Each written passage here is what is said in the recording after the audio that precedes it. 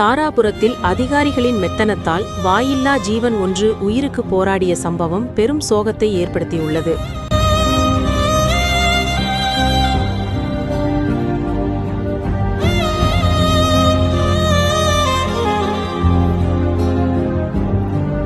திருப்பூர் மாவட்டம் தாராபுரம் நகராட்சிக்கு உட்பட்ட பகுதிகளில் முறையான பாதுகாப்பு எச்சரிக்கைகள் ஏதுமின்றி சாக்கடை கால்வாய்கள் தோண்டப்பட்டு வருகின்றன.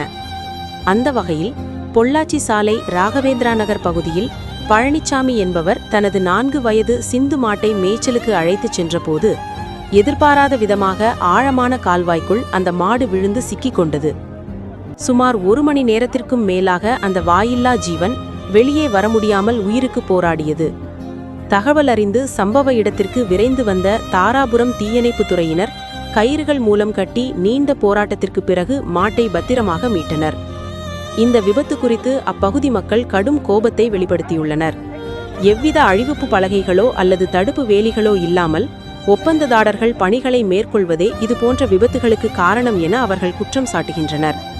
ஏற்கனவே இருசக்கர வாகனங்களில் சென்ற பலரும் இந்த குழியில் விழுந்து காயமடைந்துள்ள நிலையில் இனியாவது நகராட்சி நிர்வாகம் உரிய பாதுகாப்பு நடவடிக்கைகளை எடுக்க வேண்டும் என்பதே பொதுமக்களின் உருக்கமான கோரிக்கையாக உள்ளது.